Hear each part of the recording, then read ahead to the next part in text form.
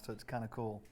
Well, we're excited. Tonight's going to be a good class. It's going to be a good class. How many are excited about the topic that we're going to talk about today?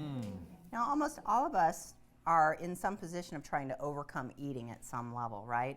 Most of us, eating has had us.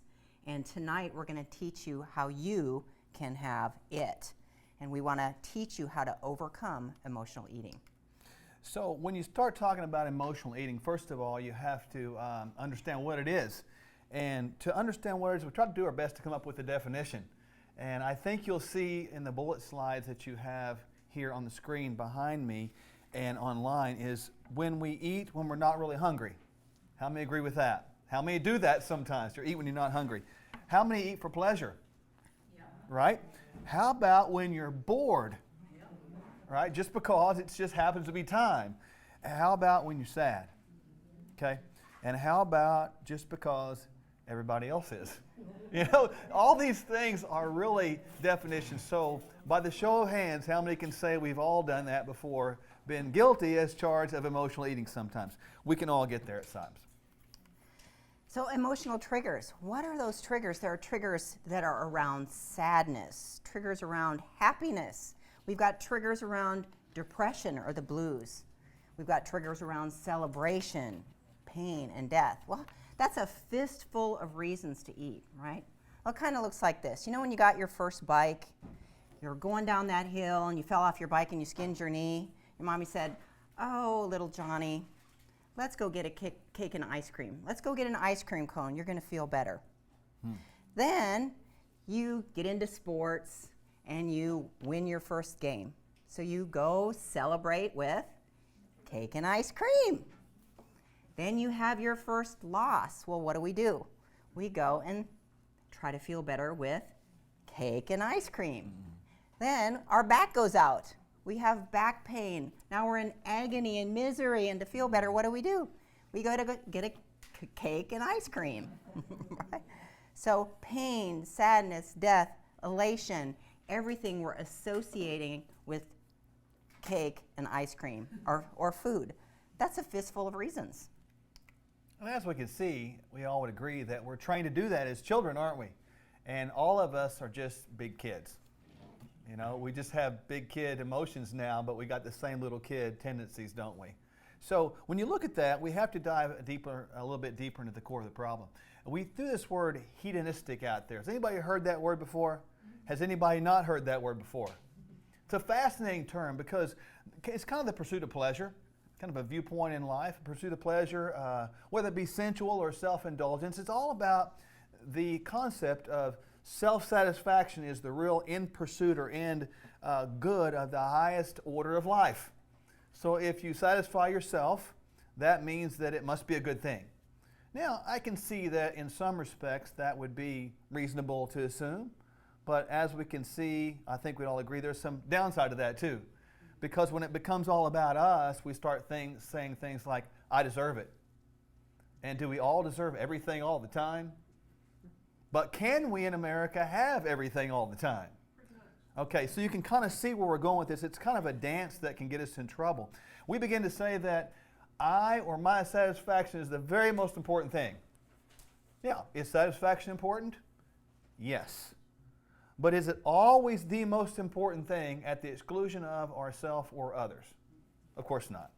We say the things like, my emotional needs have got to be met. You don't understand, Dr. Mark and Dr. Michelle. My emotions are important. We're not saying emotions aren't important. We're saying that emotional needs all the time sometimes need to be put to the back, don't they? But we know emotions are important. And finally, for those people that have the Christian viewpoint of things, they're going to use the terms like, God's grace will cover it. He understands everything. So I can do, therefore, anything I want because He understands and He'll forgive me later. Now, that's a twisted view of the concept of grace, whether Christian or not. We all agree with that, right? So we understand that this can happen if we end up allowing ourselves to fall into the trap of a dominant hedonistic viewpoint. Does everyone agree with that? It's a very interesting perspective, but throughout the course of this evening, I want us to really question ourselves, as even Dr. Michelle and I have done during the course of a few weeks of preparation for this. It's been a deep dive for us. What are we doing individually? we don't want to fall in this trap either. So this is one of those things that kind of hits home with all of us. So it's a very personal time, and I want us to really be honest tonight, as we always are, with a true introspecting look in what's going on inside. So we want to take a deeper look. What is this deeper look? What is hedonics? It's kind of like stepping into the dark side. This dark side, centering around food, like Dr. Mark said, we want to enjoy our cake and cookies and then pray it away. We're going to pray diabetes out of our life, but we haven't been diligent in actually getting rid of that. It's a self-centered, self-pleasing, self-justifying world where everything is okay. We can pray it away. We don't really have to be accountable to what we do, especially when it comes to food, right? We have to eat every day. We don't take into consideration that the most important medical decision that we make every day is at the end of our fork, meal after meal after meal. We just aren't really aware of, or the outcome doesn't matter. So the dark side, it's a progression. We get hooked up on medications. We think that the medications are a cure for our blood sugar. Medications are a cure for our weight problems. Medication dependence becomes established as a Band-Aid for all of our ills. We sometimes say, too, that sickness can be genetic or a part of life, can't we? It's interesting. I had Dr. Michelle kind of look up something. And again, you know, depending on where you stand on this issue, it doesn't matter. We know that the Bible has some truths, right? So there is an interesting passage in one verse that I wanted Dr. Michelle to read that I found it very curious. And some of you are going to go, what does that mean and why does it apply? Well, you're going to find out soon. So it's found in where, sweetheart? Galatians 5, verse 20. Okay. It says, idolatry, sorcery, hatred, contentions, jealousies, outbursts of wrath, selfish ambitions, dissensions, heresies. What are we talking about? Well, so a little background about this. This is kind of a letter, if you will, in the Bible that where the Apostle Paul is talking to a group of people. And he's saying, basically, what's going on with you guys? You guys were doing well, and all of a sudden you started getting off course here. And he used these terms to describe things where they were getting into that were not good for them. So we went back and looked, and of course, you got to go back and look at the original meaning in the Greek in the Old Testament. That was the original writings. And interestingly enough, that word sorcery right there, there's a translation in there literally that means witchcraft. The term witchcraft get this. The original Greek translation is the word pharmakia. So here comes medications as the cure. Here comes medication dependence established. Here comes sickness and we blame it on genetics. It's just a part of life. We become blind and deaf to the truth. Yeah, and do we say the medications are bad? No. No. Are we saying they're necessary? If I fall down and end up with a broken arm, I want a cast. please don't give me fish oil. I don't want that. I don't want it intravenously. I don't want it in a glass. I don't want it in my hair. Just get it out. I want wound. something stiff, man. Give me something strong. Give me some Demerol and everything else you can give me. I'm in pain. Medications are good, but they can absolutely blind us when we allow ourselves to get in this trap. Yeah. Because how many here have really thought before that medications are the cure? Okay, and I know some of you online are going, wait a minute, I never thought medications were the cure, but how many here have found themselves dependent, even inadvertently, on medications? Because you think you, quote, unquote, need them. Well, I had a guy come in recently, and I'll use his name, Greg. That's not his real name. Obviously, we're using a different identity to protect the guy. So Greg comes in here, and I'll tell you, Greg was a mess. And Greg is watching tonight, and I already told him I was going to do this. So I said, you watch, your name has changed. And he said, okay, I like that name. So anyway, Greg, a.k.a. we can't tell you, is watching tonight. So Greg comes in, and he's a mess. I mean, his blood sugar's all over the place. He has a lot of inflammatory heart markers going on. He has a lot of extra weight, a lot of emotional eating, a lot of stress, just a lot going on. And he comes in wondering what to do. And first of all, we had to educate Greg that there was something he could do. A lot of people think there is nothing you can do. So Greg, as we call him, he kind of got on the plan. He kind of did some of the procedures and protocols we talked about. Many of you that I look at here, I see that you've done the same thing and you know it's successful. So Greg gets on it. In 30 days' time, he's a different guy. In 60 days' time, he looks totally different. His daughter comes home from school. She barely recognizes him, and she said, "Man, my fat dad turned buff on me all of a sudden." He's a plow horse on racehorse. It looks amazing.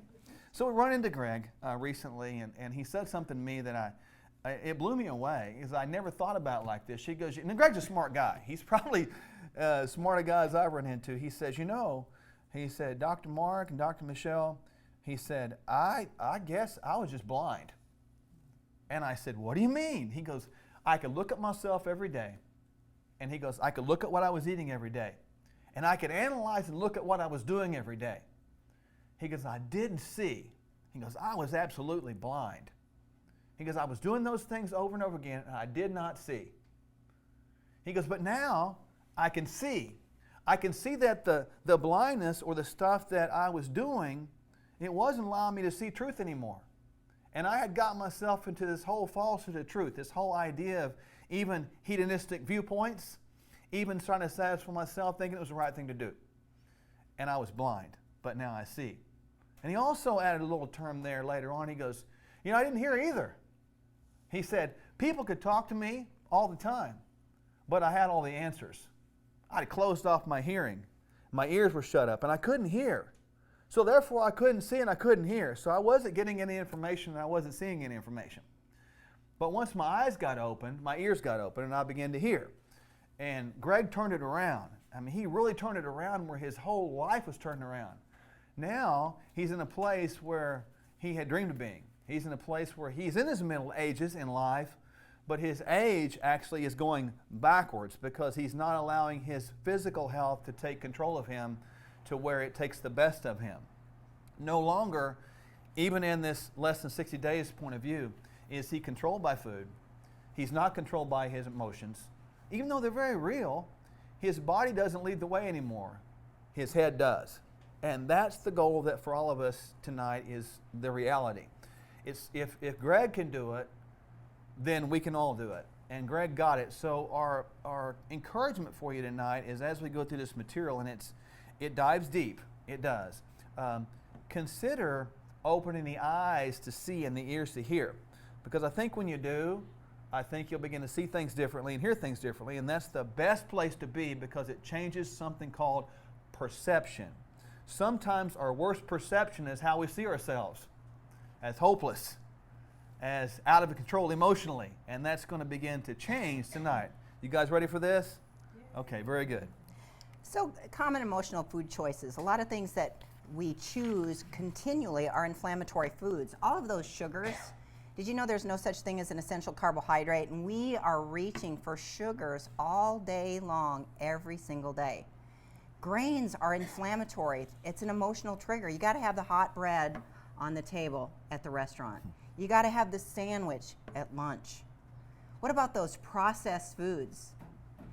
There's no nutrition in a processed food. In fact, they take all the nutrition out and often put nutrients in that your body can't absorb when they put the packaging back together. Fast food on the run, it's trans fats, hydrogenated oils, fake food. Is it really any good for your system? We're reaching for this stuff on the run so that we can feel good in the moment, but not feel good long term. And what about alcohol? I always forget to ask my patients about alcohol. It's like the silent unknown. We're not losing weight. Why not? We're drinking alcohol at night. Not one glass, not 2 glasses, sometimes not 3 glasses, but 4. That's a whole bottle, I think, really? Those emotional food choices, we just have to really check in with what they are. Not only that, why are we drawn to those food choices? It all boils down to brain function. With those foods, oftentimes we have a sweet memory that's associated with mom. Sweet treats, cakes, cookies, pies, we bake those things out of love. We give cakes out of love. The birthday cakes with all the frosting, it's out of love. Mom used to take us to pizza when we had a bad day.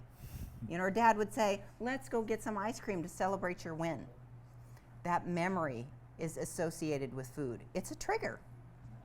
What about dopamine?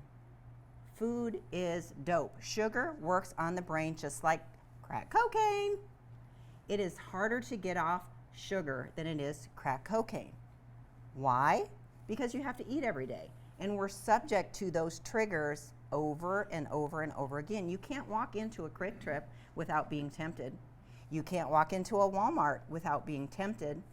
That sugar works on that dopamine pathway. It lights up the brain the minute that you put it on the tongue. It gives you happiness and that desirable emotion in the moment. It quiets those emotions, that sadness, that grief. It elates that happiness or that sense of needing to celebrate. Those pathways become chemically ingrained in our brain as we associate food with the triggers. So why are we drawn to those triggers? It's memory, it's emotion, and it's also chemistry. So it's interesting to know what happens when these emotional eating habits begin to get in our life. And you're going to see a progression here. First of all, look at the first one. Loss of control. When you lose control of anything, what does that lead to? Feeling of helplessness, right? You lost control, so now you feel helpless. There's no way, I'm helpless. Helpless can certainly lead to hopelessness many times, right? When you begin to feel guilty, you feel like you blew it again. You just messed it all up. Now you're going to start all over. And many times you feel like you blew it again because you went to a party or we just had a recent holiday. I blew it. The bottom line is we got confused boundaries, didn't we? And that makes us mad too because we know better. How many here have done anything, whether it be food or anything else, that you know better and you did it anyway? We beat ourselves up for that, don't we? And those boundaries get confusing. And many times we learn how to say yes too easy and how to say no, not enough. And I'll say that one more time because I think that we need to get this. We've learned to say yes too easy and no, not enough. It is okay to say no. The last I checked, if you had to put a weight of value on each word, they weigh the same. Yes and no. It's that important. You know, we're supposed to learn to say yes and no appropriately because without boundaries, guess what happens? You get attacked inside. People and things get too close to you that will hurt you. A skin's a boundary, isn't it? But if the skin's broken, what happens to infection? Can it get in? Of course it can, yes. Now, what about when we begin to eat the emotional foods? We don't go craving a salad, do we? I'm so sad. I just want to get a big old plate of kale. I'm bored, so I think I'm going to eat a carrot. I'm really angry. So you know what I'm going to have? Big old chicken breast. You know, we're not going to do that, right? So, unfortunately, what happens if we eat these comfort foods, many times it can cause weight gain and or included inflammation. Now, just because a person is either slim or not does not mean they don't get sick. And it does not mean they can't become type 2 diabetic. It does not mean they can't become inflamed. It does not mean they can't have heart attacks. You know, weight gain is a symptom like anything else. Okay? But unfortunately, those side effects of emotional eating can lend itself in that area. And when we start to feel bad, guess what? We get depressed. We don't feel good anymore. And when we don't feel good, man, who doesn't want to be happy? You see where we're going with this now? Everybody here wants to be happy, don't we? How many here just likes to be miserable all the time? You know? But when you're miserable all the time, aren't you really wanting to be happy? Aren't you wanting somebody to be around you to cheer you up? Because the old saying sounds like this: misery loves company. That's right, because somebody is looking for someone else all the time to cheer them up or lift them up. And that's just the way, that's human nature. When we end up through the progression of, you know, the loss of emotional control, the feelings of guilt, all the shame that goes with that, and then we begin to gain weight or get sick or get inflamed, and then we get depressed, and then all of a sudden we end up getting sick. And when we get sick, what happens? We begin to take a lot of toxic medications that basically are needless at that point. But they started this progression, and one goes the other, and before you know it, you're on 10 or 12. because all you're doing is chasing symptoms. Because one medication, it might fix this symptom, but it created two more. And where's the end of that? There's not. We spin ourselves around. We want to be happy. We want to be, joyous, but yet we're very sad. And that's the end of the road with allowing emotions to be our guide. With allowing emotions to be our guide, really in anything, it's always going to end in sadness, but especially in the area of emotional eating. Can anyone relate to this? Isn't this interesting as we dive into this tonight? So when we get to that point, we start looking for remedies. Well, what are the traditional remedies for emotional eating behavior? You know, all of a sudden we say, well, I've got to clean it all up. I'm going to get my act together. I'm going to use my willpower. Willpower. You can do I'm this. going to leave that Snicker bar on the shelf when I go through the checkout. I'm going to use my willpower. Snicker bars, you just made me think of something. How many have seen that commercial, Snicker bars? I mean, that is interesting because Snicker bars, that commercial says you're an idiot, you're stupid, you're dumb. Eat a Snicker. I think that they mean what they say on that one, just saying. Think about it. Think about it. So advertising is almost kind of evil, isn't it?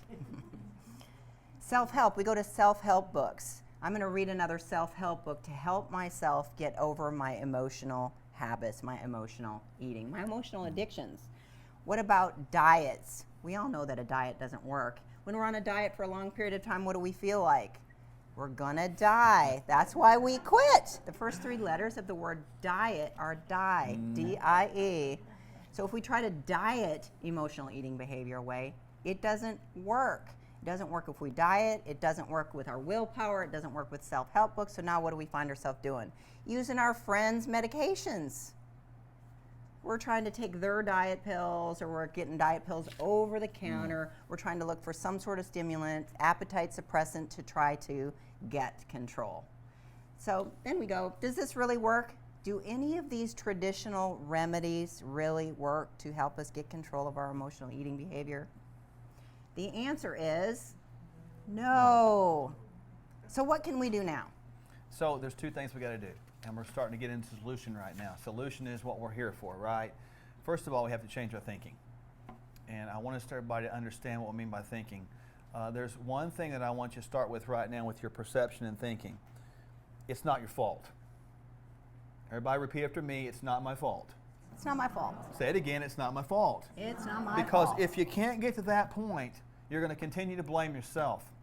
If there are foods that are created for us, that are not foods at all, that create addiction, and you fall into the trap, who caused it? You or the persons that manufacture the food? So you're not at fault, you've become a victim. Okay, and hopefully that'll take some load or burden off, because if you start trying to beat yourself up, you're going to live in shame. You know, here's the flat out truth, and we're known for kind of saying things that other people want to say but are afraid to. The truth is, the food pyramid and all the grains and breads that were promoted by the government, the 611 servings, that was a flat out lie that hurt us and created a population of sick people. It was. You got to stay away from that stuff. The cereal commercials that you see athletes eating, they're getting paid for that. Frankly, that's crap. I'm just being honest with you, like we always are. Gatorade. Gatorade. How many kids are getting obese now because they're drinking too much Gatorade? That's for high-end athletes that are working out over an hour, and it's still not the best they can do. Marketing. They're getting paid for it. It's not your fault. So I want everybody online, we want everybody online in here to realize that it's not your fault. Quit beating yourself up with shame and guilt and condemnation, saying how bad you are and saying, I'm so bad, because if you continue to say that, guess what happens? You're going to believe it. So don't keep beating yourself up. There is a solution, so you have to change your thinking, and you got to let go of this self-condemnation stuff right now. First thing, that's your thinking. Secondly, you got to change your environment. An environment means, as Dr. Michelle said in the previous slide, don't depend on your willpower to fix something. I'll give you a scenario. We're talking about environment. Does anybody here know an alcoholic or a drug dealer or a drug addict? Yeah. I was going to say, we're going to call 911 right now and get you taken care of. So, first example. Don't you love those Freudian slips? They're so good. Humor is good. Laughter's good medicine for the soul. If someone knew an alcoholic and they were at your house, is it a good idea for you to have a glass of wine in front of them? How many would not do that? So you respect that, right? Is it a good idea for you instead to say, you know what, I'm going to have a glass of wine. I want you to go sit down at the bar and just willpower your way because you don't need this stuff anyway. Stupid is that? Now, what about a drug addict? Let me make sure I don't say a drug dealer. Because somebody's got to make a living around here, you know? So, drug addict is there at your house. And you happen to live in a state where legalized marijuana was available and you have a prescription. And this person has lost their life. They spent time in prison, they've lost their lifeblood, and they can't have it anymore. Do you think it's good to fire up a joint and smoke it in front of them? Okay, see, we know what boundaries are, don't we? We know what limits are. We have to set ourselves up for success. If we have a problem ourselves with the emotional draw to things that are not food at all, that are hurting us, isn't it smart to make sure that our environment is safe too? If we want safety for everybody else, shouldn't we want the same safety for ourselves? Because we don't want them to go there because we know it's going to hurt them. But what about our own lives? Have we forgot to say yes to ourselves, to where we're important, to where we don't just say we're bad and everybody else is good? You see how this progresses? We have to get that stuff out of our home, number one. And number two, we have to watch where we go. So if we have boundaries in our home, we have to learn to set boundaries with other people too.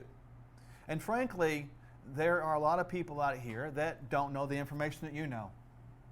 And that's okay. They have to be taught. If they don't know, they don't know. That's truly ignorance, and people can't be blamed for being ignorant. But people can be blamed for being stupid. And there's a major difference there between the two. So the point being is this: set boundaries in your home first, in your own life, and then where you go. If you're going to go somewhere that you know is going to be problematic for you and it's going to hurt you, and you know you're not going to be able to deal with that because the pull is too much, it's probably best to either not go or take someone with you that's going to help you not go down that pathway. We all need help. My hand goes up first. I got the greatest help in the world right here. He's, of course, sweetheart. You know, she's beautiful. Her beauty just blows my mind sometimes. But we need help, don't we? Yeah, I'm making her turn red over here. Boundaries. Change your thinking, change your environment. So now that we've done that, what do we need to do next? We need to... Did he change the slides? No, you're good right here. We need to execute a successful plan. And what does that mean? We need to have a plan that's very swift, it's very efficient, and we need support. We've got to change this emotional eating into mindful eating. That means when we put something to our mouth, at the end of our fork, we start to think about it. We start to have a relationship with food. That means pausing between bites. Did you know that you can actually put a pause between the trigger and your response? But we have to start to think about it. We have to have a relationship with food. And I tell patients, Mark and I do it, when we sit down to eat, to enjoy it, you start to have a relationship with food. Do I need this? Do I really need this right now? If I really need this right now, why? Especially when it comes to emotional eating. If we don't start to have that mindful relationship with it, oftentimes we're not gaining control. However, if you start to think mindfully about it, you can regain control over both food and your feelings. But the first thing is, you've got to recognize that it's there. So how do you recognize it? We come up with 3 questions for you that I think you'll find are very interesting. How do you recognize if you are driven by your emotions? And this can apply to anything, but I want us tonight to apply to food. First question is this: do you eat more when you're feeling stressed? I'm not going to ask for a show of hands, but I just want us to be honest. Those online and here, do we eat more when we feel stressed? That's a yes or no. Let's be honest. Secondly, do we eat when we're not hungry or even when we're full? Again, think about that. Yes or no, online and here. And lastly, do we eat to feel better? And what we mean by that is to calm or soothe ourselves when we're sad, mad, bored, angry, anxious, uptight, worried, whatever the case may be. 3 questions. So here's the deal with that. If you answered yes to one of those, just one of the 3, you are slightly driven by your emotions. If you answered 2 of those questions in the affirmative, you are moderately driven by your emotions. And if you answered 3 yes or affirmative answers in those, you are severely or highly driven by emotions. And here is the concept we want you to get. Emotions are important, aren't they? Part of life, man. It's part of relational health. It's part of everything. But we want to teach you to not let emotions lead the way. Do not let emotions lead the way. In other words, we all have this head up here, right? Dr. Michelle's got a much more beautiful head than I have, but it's a head nonetheless, right? So we have a head and we have a body. Do not let the body control what the head does, but let the head control what the body does. Simple principle. If we do that, emotions won't lead the way, because emotions end up speaking through the body and not the head. The head is like the reasonable, the logical, the thought out. But the emotions are everything else. And it's really an important subject matter to catch tonight. If we can begin to get the concept that we can lead this thing called emotions, and they will follow along, and they will eventually line up with our right decisions, that's one of the most powerful things we can get, whether it be food or anything in life.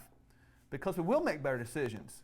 There will be truly nothing you can't accomplish because you're not going to be led by the emotions. You're going to be fueled by the emotions because the emotions are going to line up with the action itself, which is right, and they're going to rocket you ahead. And when you get those head and emotions lined up, that's a powerful statement. That's a powerful place. And that's a place where you can begin to defeat any sort of emotional draw to really anything, because the emotions are going to be a joyous time, a correct time, a wonderful time, because they're going to line up with reason and logic and the things you need to do. Does that make sense? Okay. So defining physical versus emotional hunger. What are some things that can help you tell the difference? You know, emotional hunger can be so powerful that it can be mistaken as physical. We're driving down the street and all of a sudden we find ourselves wheeled into the Quick Trip, and before we know it, we're back in the car with a bag of donuts and a Biggie Gulp. Oh. Emotional hunger. It's swift. It's powerful. It comes on fast, and it comes on with a vengeance. And emotional hunger craves certain types of food. Sugars, grains, bread, sweet treats, things that are associated with memory, that pathway in the brain, crack cocaine, dope, that dope pathway. Well, we want to be dope dealers and give you ways to figure your way. Dope dealers or hope dealers? Hope dealers. Hope dealers. Just making sure the crowd was awake. Are you listening yet? Pay Drug attention. dealer to a dope dealer. Yeah. Pay attention. Everybody's Listen still closely. Some of you tonight are wondering if we do this on purpose. It says in the notes. We'll let you wonder. So emotional hunger, it just isn't satisfied once you're full. You want to go back for more and more. The whole cookie jar is empty and you're still hungry. That's emotional hunger. Emotional hunger is not located in a physical place. You can't identify it. It's not in your stomach. And oftentimes, if we're eating out of emotion, when we're done at the table or wherever we are, oftentimes it leads to regret, it leads to guilt, it leads to shame. That whole bag of unhealthy emotions, which is a trigger. You know, I just thought of something interesting. I thought, and I'm saying this on purpose now so you can quote this, there are a lot of drug dealers or dope dealers in the world. You know who they are? Food marketers. I'm serious. They are giving us and our children addictive drugs that are designed to kill you, not immediately, but over the long run. They're designed to suck you into the pharmaceutical sick care system and just pull you in there and not let you out. It's like a vice grip that gets you in. There's no release. It's like worse than probably a crocodile bite, just sucking you down with more and more and more. That's true drug dealers, really are. And unfortunately, it's not even listed as a crime yet, but it ought to be. How many agree with that? Really should. You got to identify your triggers. And triggers are definitely something we want to pay attention to. Is it stress? Is that it? Now, how many know that stress is not something that we should put a noun to? It's actually a verb. If we can begin to look at stress as an action we take in response to something, that'll help us identify what stress is. Instead of looking as a person, place, or thing, it's an action we take. Remember, emotions can lead us to become stressed without us thinking about the action to take. So stress is a big deal. Stuffing emotions, not dealing with them. You know, you need to talk. I spend time back in the office, so is Dr. Michelle, so is Ms. Parnell, and so is all of our staff here talking to people about real issues. Man, everybody's got them. Everybody's got stuff. And if we don't start talking about stuff and instead stuff it, guess what happens? Those emotions build up like a volcano, and our emotions will erupt on us eventually and cause us to go into binge eating behaviors because we want to feel so good, so much, so fast. Sometimes we feel alone or bored or don't have anything to do, and we don't know what to do. We've never been able to replace the going to the cookie jar or going to the chip bag with going for a walk. And going for a walk is much more healthy, is it not? So there's always ways around it. Childhood habits, Dr. Michelle talked about that, a fistful of reasons. You know, the bike, the sports win, the sports loss, the getting a good grade and somebody dying. You know, the concept is this. You know, we learn these habits as a child and we repeat them. The minute these emotions come up, the things that we know in our brain will click in what we remember. Social influencers are a big one right now. That's a trigger for many. How many here are social creatures? How many here are antisocial? You know, there's a few, right? I think more people, there are people that like a lot of crowds and like a lot of stimulus. Some people that are very happy by themselves or with a limited crowd, limited stimulus. And it's okay. We're born different with different preferences. The point being, in either place, but especially when we have a large group of people, we tend to mimic or copy the behaviors of the five people we hang around the most. So we have to begin to understand who I'm hanging around, who's influencing me socially, and what kind of person am I becoming. Is it someone that I want to be or someone that I don't want to be? If it's someone we don't want to be, guess whose job is to change that? It's mine, and it's ours, correct? Okay, so identifying your triggers and being honest about that is a big deal. So hopefully you're, even tonight, right now, thinking, well, this is a trigger, that's a trigger, and you're identifying those things. So we're starting to get to the bottom of this. Now we want to know how to manage it, right? We want ways to actually manage this thing we call emotional eating. Well, we know that diets don't fail. The first three letters of the word diet are die. And we've really got to take on a new concept. We've got to take on a lifestyle. The way we eat, how we relate to food needs to be a lifestyle. I used to think that lifestyle was the car I drive, the house I lived in, the clothes that I wear, but it's really how you take care of your human temple. It's what you wear around every day. It's what's going to get you to the next day. It's what's going to last you to 80, 90, 100 years old. And why don't we take extra special care of it? You must be conscious over your eating, or your habits are going to control you. They're going to control you mentally, emotionally, and physically. You'll show up to the doctor, you'll get another pill, high blood pressure, diabetes, your joints will wear out, you're seeing orthopedic surgeons because, here comes the weight gain. For every pound you're overweight, it's 10 in your joints. 10 times 10 is 100, 20 times 10 is 200. How do you feel? You don't feel good. So emotions will hijack you if you're not aware of their sabotage. And they're sneaky, they're fast, they come on with a vengeance. If you're in a state of loneliness, you've got these feelings of sadness, depression, we've got to really start to manage these things different by recognizing them and then picking up the phone. Pick up the phone and talk to somebody that helps you feel better. Go out, take a walk. a pet, your neighbor's pet. You don't have to get a new pet. Ask permission first. Please don't steal somebody's dog because Dr. Martin Shelton told you to. Go find the neighbor's dog and play with the neighbor's dog for a while. So if you're exhausted, maybe treat yourself to a cup of hot tea, like decaf green tea late in the night. Take an Epsom salt bath. Magnesium is a relaxant. It's a muscle relaxant, so it'll help you relax. Put some Epsom salts in a nice hot bath. Turn the lights down low. Let the brain kind of calm down. Quiet the lighting. Start turning the lights down and watch how your nervous system kind of quiets down instead of being stimulated and wanting to go to the refrigerator. Wrapping up in a warm blanket. Just relax. Don't eat. Just relax. Oftentimes, if we have that conversation with food, do I need this? If I think I need this really right now, if I think I need this right now, and you ask the question why, oftentimes you come up with, I'm tired, or I've had a fitful day. There's something that's emotionally chewing on me. There's something that's got me. And if you can get that far and have that dialogue, you will save yourself from that self-sabotage. If you're bored, just pick up a good book. Mm-hmm.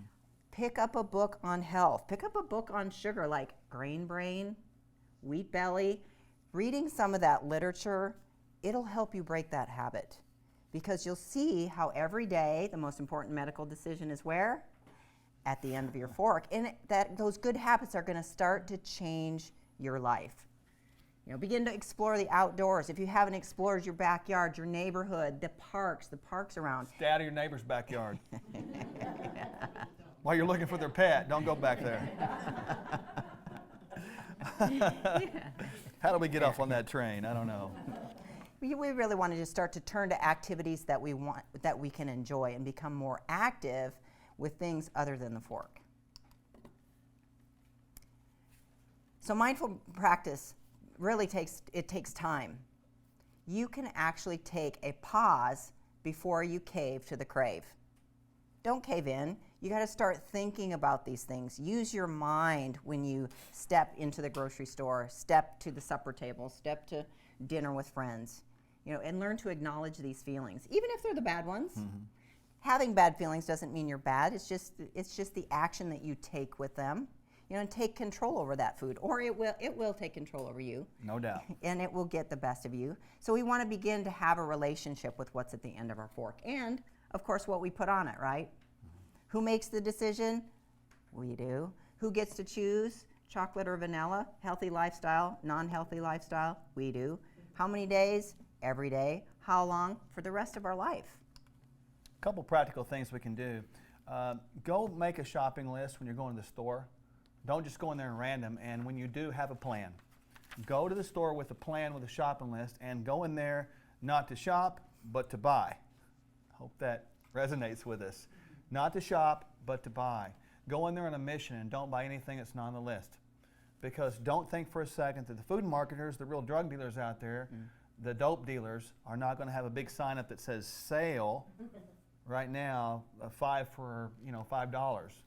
And they're going to be cookies or something like that are going to kill you. Okay? It's going to get you in a situation to where if you buy it because you paid for it, you're going to eat it and make yourself that faulty promise that says, I'm never going to buy this again after I eat all these. Y'all know what I'm talking about, right? We've all done that. Secondly, don't wait until you're just ravenously hungry before you eat something. Have something around, even if it's something small. That will help a lot, especially as we begin to make changes. So again, when you buy this stuff at the store, make sure you are equipped for success with small things you can take with you, whether it be in your purse, whether it be in your office, your desk, wherever you are, your car. Have something there that is handy for you to snack on if you need to. When you're eating, and this is at your house, ideally you want to get smaller plates.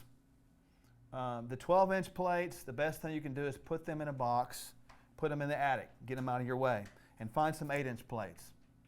That'll do a couple things for you. Number one, it will keep you from filling that plate up so much at the first time, because how many were taught like I was when I was a kid, boy, you better clean your plate because there's kids starving in India right now. Mm-hmm. I was taught that, and you know what? I cleaned my plate, so I've had to learn to really get this, because even when you go to a restaurant, buffets are notorious for this, you know. You fill them up, and if the plate's not big enough, you're going to get 2 plates, you know. But at home, make sure you get smaller plates and have a purpose behind it, okay? Really makes a lot of sense. And then learn to appreciate food. Not just your food, appreciate food, that you got some. Man, I've been in places where people are really starving, and I'm telling you right now, we ain't poor here. There ain't nobody poor in this country compared to what we've seen before. How many know what I'm talking about? We don't have any idea what poverty is because I can look around and see that everybody's got at least partial shoes on. I mean, Gene's got his thongs on. Those are partial. And we got a roof over our head. And I guarantee you, you guys came here in a car and not walking, right, for miles and miles and miles. It's a big deal. We've all got clothes on. Praise the Lord for that. You know, we've got... It's our stand-up comedian night. Oh, well. Humor again. Appreciate it. Appreciate you got food, man. I mean, be thankful for that because that's a blessing. And you want to bring all your senses to the table. How many of you can remember the last meal that you ate? The smell of it, the taste of it, the touch of it when you cut it with the fork, the sensation of it when you put it on your tongue and how all of your taste buds enjoyed it. Chewing it. What happened when you chewed it between your teeth? Can you remember the texture, the taste, the smell, what it looks like, what it was? We miss all that. Bring your senses to the table. Enjoy it. Cut it up into small pieces. If you cut that food into smaller pieces and you chew it, you're gonna get full faster. Remember, it takes 20 minutes for your stomach and your brain to link up. So if we eat really fast, oftentimes we've overeaten because it's a 20-minute difference between eating and when your brain says, I'm done, I'm checked out, I'm full. So slow down. Chewing your food until it's soup is a good idea. Why? Your stomach doesn't have any teeth. How on earth is your stomach supposed to chew that food? All of the maldigestion, irritable bowel syndrome, gas, bloating, diarrhea, digestion starts in your mouth. So if we chew that food until it becomes soup, we take all the sensations from that food, it becomes a different experience, and now our digestive system even gets a better experience out of it as well. So the bottom line is just slow down. Eating should be an experience, not a race. And we should be able to remember what we ate at the last meal if someone asks us, right? It's not about the dope, hitting the dope pathway.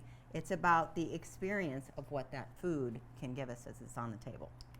So we have to really understand this concept of addictive cravings. Keeping our blood sugar balanced is a big deal. When we change nutritional pathways, it's not about doing it in a part-time way. We're going to talk about that in just a moment. It's about diving in full time. When you dive in full time to make changes that are permanent, you've got to keep some food around so your blood sugar won't crash. This is this frequency of eating. Do not try to do any sort of defeating of emotional eating habits by fasting. That's really a mistake. Food must be around in small bites. You want to eliminate the over-dependence upon liquid calories.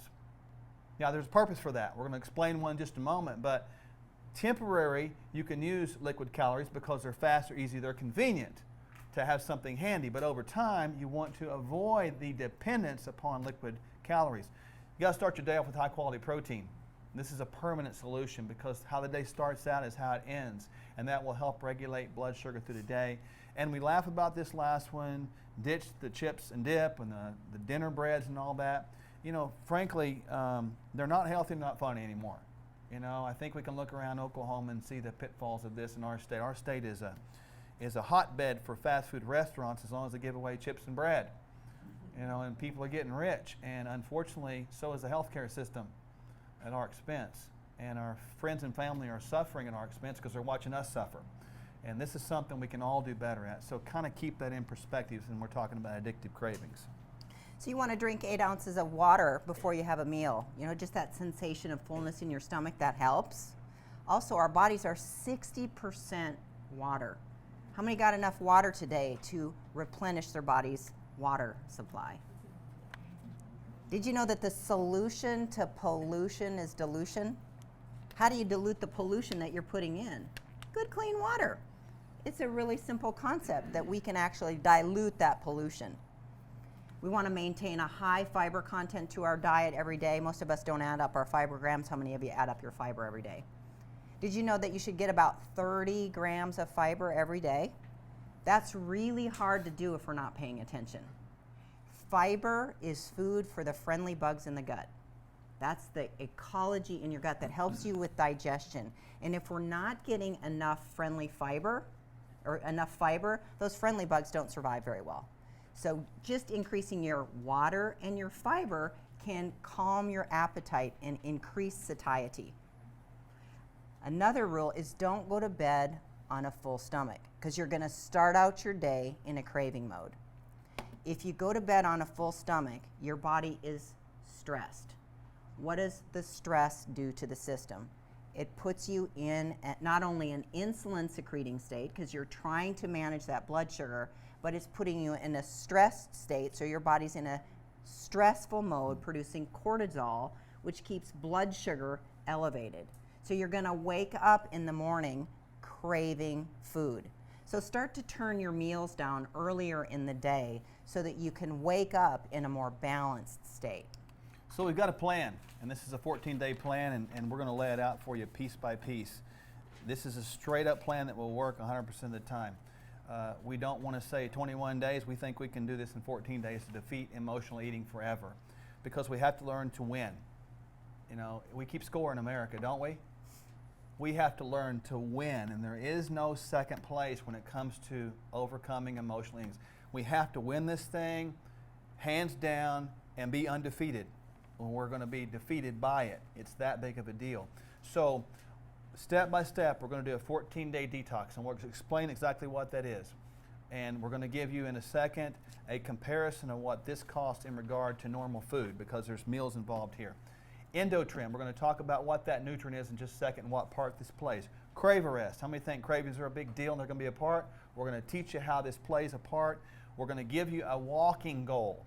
We want you to make sure that you walk about 150 minutes a week, and that's minimum, because we've got to get some fresh air. Do you know it's 3 times more polluted inside a building than outside? So we need to get some air. You know, the sunshine, we heal, and it's a pretty cool time. And then we're going to give you a free devotional for 14 days. So something to read. We also got another little gift for you tonight as well. You got to fill your mind, your body, and your heart with things that are going to get you in a better direction to defeat this forever. So the 14-day detox kit, what is it? It's 2 meal shakes, AM and PM, and a meal plan. And it's all laid out for you perfectly. You can drink the shakes breakfast and dinner. You can do it lunch and dinner, however you want. And it's going to come with a packet of nutrient supplements that aid detoxification. So a detox means that we're going to help you get the nutrients that you need to eliminate things at a faster rate. You know, if you go to the health food stores, they say detox kits. Well, you have to really know the ingredients of that, because sometimes those detox kits are full of laxatives. You're going to the bathroom more and you're eliminating, but you're not really eliminating what you want out of your system. With a detox kit, this detox kit puts the nutrients in the system that the liver and the kidneys need to eliminate and improve metabolism at a faster rate. Not only that, the meal plan is going to give you exactly what to eat at that meal. So if you have your shake for lunch and dinner, it's going to tell you exactly what to eat in that lunch meal. We're really going to eliminate all the poisons, sugars, grains, breads, sucrose, fructose, artificial sweeteners, things that make the body acidic, get it out of balance, start it moving into an insulin secreting state, a fat storing state, a metabolically resistant state. Those are other things like soy and candy and cakes and cookies and donuts, and we're going to give you a list of everything that we want to take out. In fact, here at the clinic, we do a detox at least 3 times a year, and we're going to do this with you. We're going to partake in this venture with you.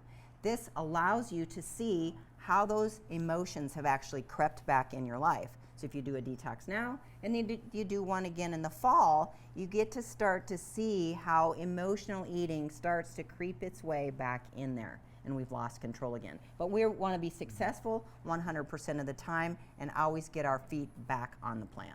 And details just to follow on that. We're going to do this with you, all of us. And we've got some really cool stuff coming, and we're going to tell you in about 2 minutes here.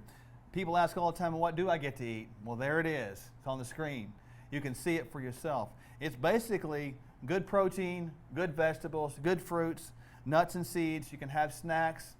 You're going to keep things around that are good. We're pulling out the bad things we know that are toxic and putting in the good things we know they're going to help us. Now, notice there's not like a limit on food. It's not about that. It's about learning to eat when you're hungry, learning to listen to that thing, learning to understand. And when you eat the good foods, guess what happens? You begin to learn what hunger is, and it makes sense to you. But when you're not eating good foods, we have no idea what hunger is because something else, our emotions or cravings are driving us, or our adrenals are driving us. So this is the kind of things you're going to eat, and we have a book for you that tells you more in detail of this. This is pretty detailed right now. The EndoTrim, this is a supplement that you take 2 in the afternoon and 2 in the evening. It helps to regulate 3 very important hormones: insulin, cortisol, and leptin. Insulin, when insulin is stimulated by sugar all the time, every day, strong, your body stays in a fat storing state. So by suppressing insulin with this elimination protocol, now your body can get into a fat burning state. It also helps to regulate the hormone cortisol. And cortisol, if it's left unchecked, it will elevate blood sugar, and blood sugar will stimulate insulin.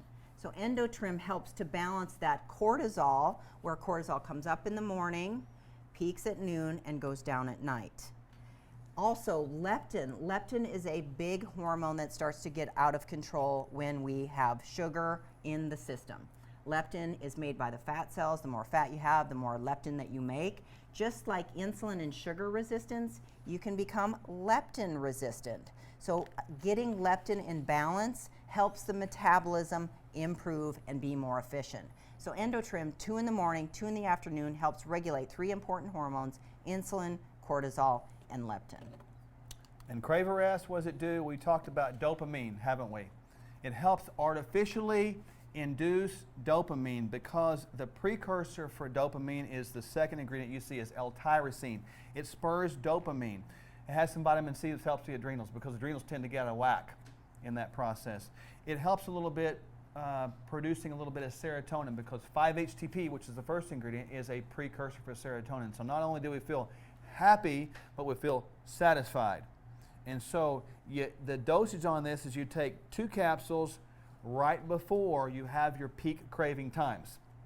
And that could be, or usually is, one of these 2 or both between dinner or between lunch and dinner in that time there, sometime in the afternoon, or more likely between dinner and bedtime. We've worked all day. Most of us do pretty good during the day, and all of a sudden things start collapsing at night. So this is designed to help us with that process. So we've specifically geared this thing out piece by piece by piece in a specific order so that in 14 days we could defeat this thing.